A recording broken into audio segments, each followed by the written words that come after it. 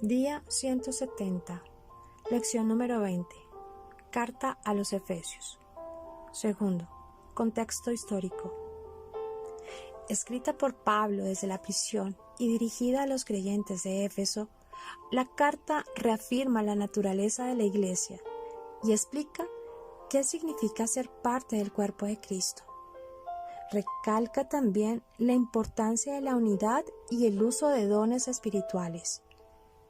El apóstol se propone fortalecer la fe de la congregación de Éfeso y procura también que tomen conciencia de la lucha contra los ataques del maligno, los cuales deben combatir con armas espirituales. Los temas que desarrolla describen el propósito eterno de Dios, Cristo como cabeza de la Iglesia y centro de todas las cosas, la salvación por medio de la gracia, la conducta del creyente y la Iglesia en unidad con el Señor.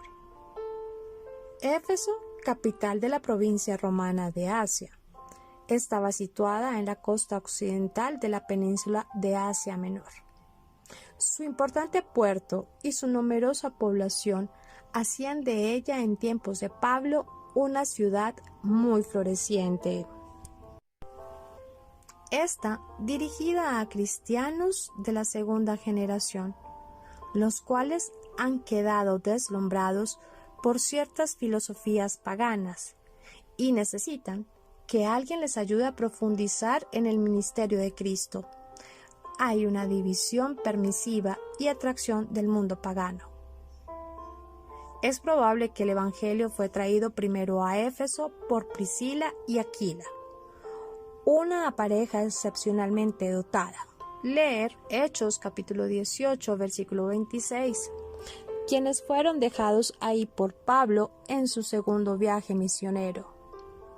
Localizada en la boca del río Caister, en el lado oeste del mar Egeo, la ciudad de Éfeso fue quizás mejor conocida por su magnífico templo de Artemisa o Diana, como mencionamos, una de las 7 maravillas del mundo antiguo.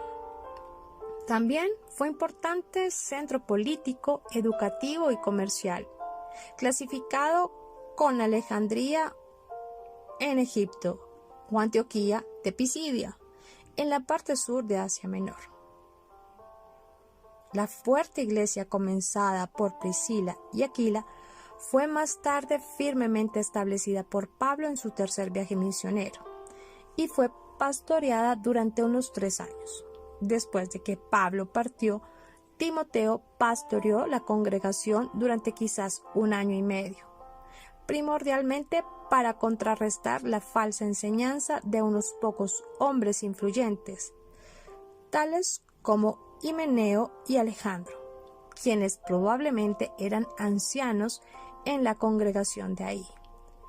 Podemos leer la primera de Timoteo en el capítulo 1, versículos 3 y 20.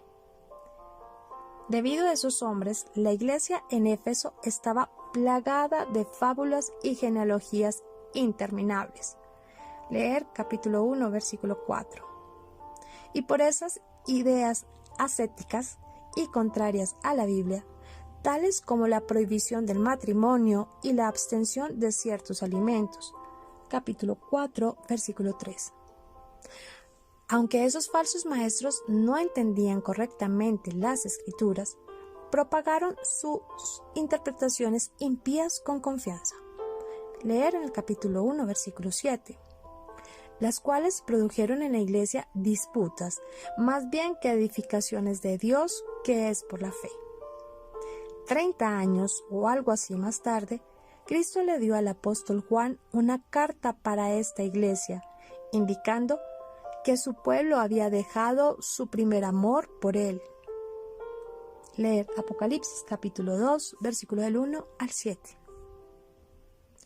El enlace principal de Efesios con el Antiguo Testamento está en el sorprendente concepto de la iglesia como el cuerpo de Cristo.